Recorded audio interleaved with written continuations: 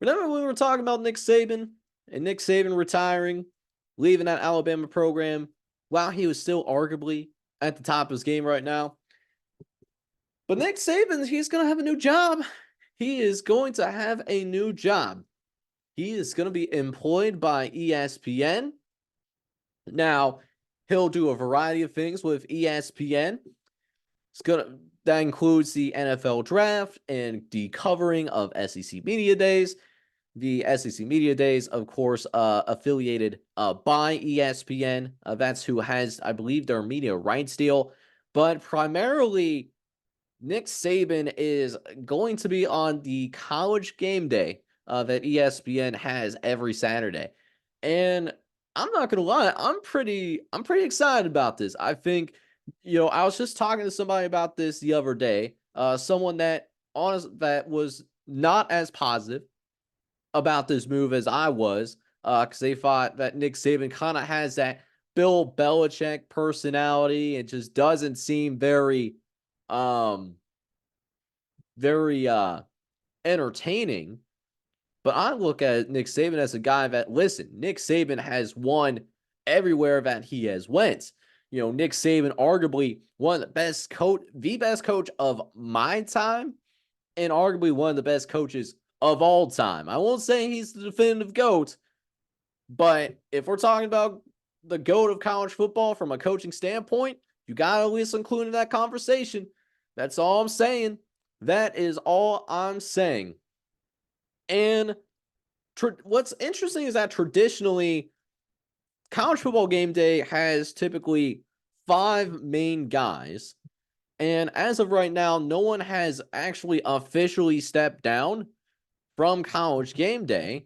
So we might have six guys. And, why I'm talking about those numbers is, do I wonder if this is going to be like that gap year where Nick Saban is going to be groomed by Lee Corso? And Lee Corso has had an excellent career on college game day, countless, and I mean countless memories from college game day with him specifically.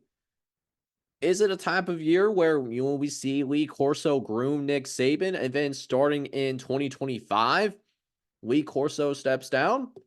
Is Nick Saban the Lee Corso replacement? Not maybe in terms of personality, but just, from a caliber of personnel. Makes you wonder. It really does make you wonder. But I wanted to talk about it. I was really excited about this announcement. And I just think that he's somebody that I think is going to be very insightful. I think he could explain football and how to build a program and, what's going on in various locker rooms around the country, because he's been there. He's done that. And he did those things at an extraordinarily high level. An extraordinarily high level. So I can't wait to see what Saban does. And we also will get a peek of that when it comes to the NFL draft. We're not a pro football channel by any means, but the NFL draft is not too far away either. SEC Media Days, it's going to be here before you know it.